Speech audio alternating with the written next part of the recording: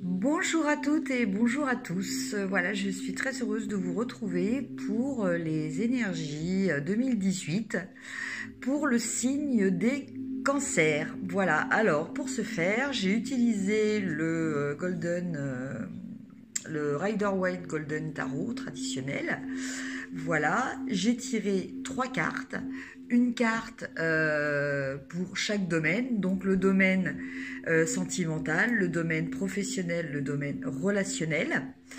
Et en fin de tirage, je vous tirerai une carte générale de l'Oshozen Tarot pour voir un petit peu plus globalement au niveau spirituel. Alors, pour nos amis les cancers en domaine sentimental, j'ai la carte du 9 de coupe. Alors, le 9 de coupe nous parle de satisfaction, nous parle de souhaits qui se réalisent, nous parle d'apprécier pleinement en conscience ce que l'on a et d'en être relativement satisfait et heureux. Voilà. Reconnaître que voilà, on a de la chance d'avoir ce que l'on a.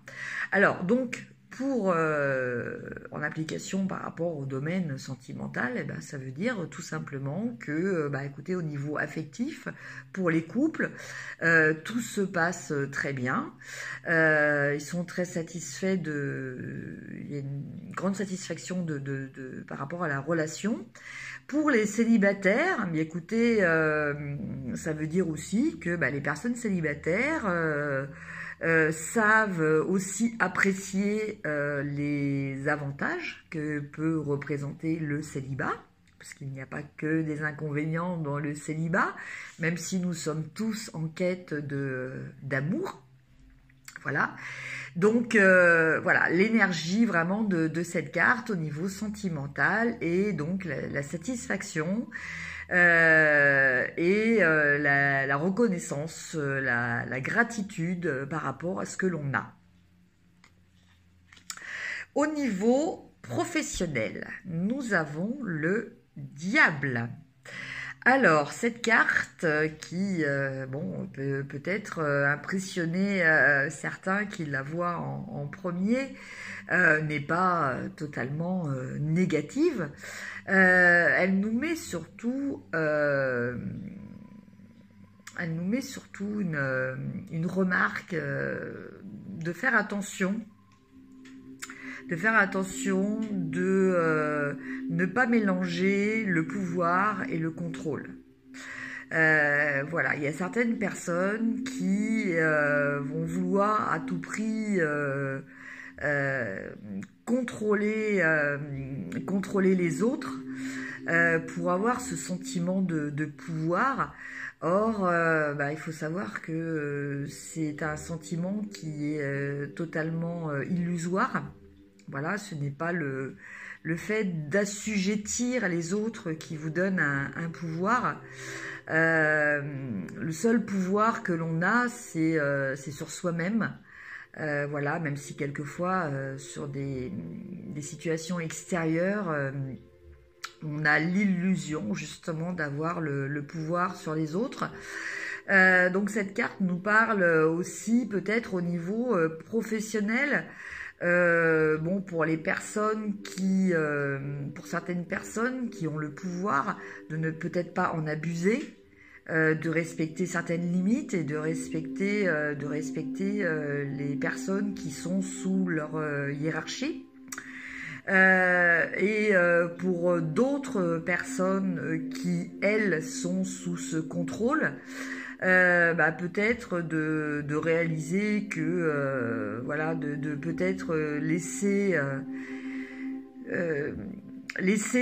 les personnes qui pensent avoir le contrôle sur vous, les laisser dans leurs illusions et continuer votre cheminement sans être peiné et affecté par ces soi-disant dominations. Voilà. Il y a toujours une façon d'échapper à ce sentiment de domination, c'est de récupérer son plein pouvoir personnel et de se dire que voilà, oui, bah, vous êtes peut-être obligé dans certains de vos actes de faire certaines choses. Ceci dit, comme on l'a dans une célèbre chanson, on garde son libre arbitre et notamment, comme le dit un chanteur, vous n'aurez pas ma liberté de penser. Et ça, c'est le véritable pouvoir que l'on a tous et dont il faut prendre conscience. Voilà. Et au niveau relationnel, nous avons la carte de l'ermite. Voilà. Alors, la carte de l'ermite nous parle d'une période plutôt d'introspection. C'est quelque chose, c'est un choix. Donc, peut-être y avoir en 2018 un certain retrait de la part de nos amis cancer. Retrait au niveau amical ou familial. Voilà, ils vont avoir besoin de se recentrer, peut-être de prendre du recul par rapport à certaines situations, par rapport à certaines relations.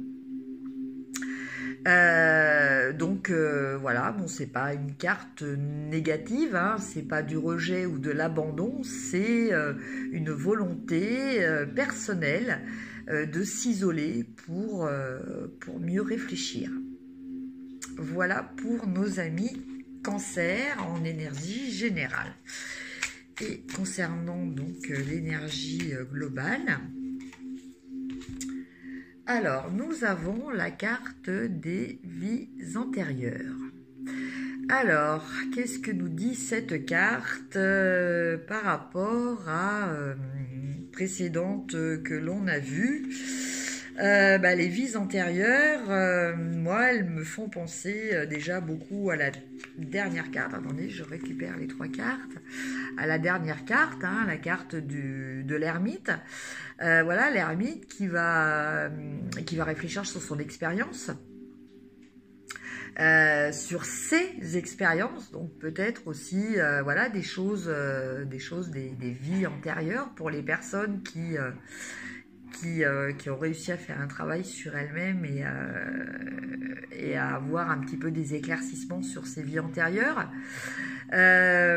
Après, vie antérieure, ça me parle aussi de conditionnement de karma. Alors peut-être en relation aussi avec cette carte du diable. Peut-être vous sentez-vous professionnellement, hein, donc puisque c'était dans le domaine professionnel, pieds et poings liés, par une hiérarchie, par des conditions de travail qui ne vous correspondent pas. Mais bon, bah voilà, peut-être réfléchir là-dessus, peut-être que c'est aussi inconsciemment un choix délibéré de votre part par rapport à un travail que vous avez à faire dans cette incarnation, un travail à faire voilà, par rapport à justement des vies antérieures. Voilà. Alors, vie antérieure aussi, là, il me vient aussi ce message par rapport à la satisfaction dans le niveau relationnel.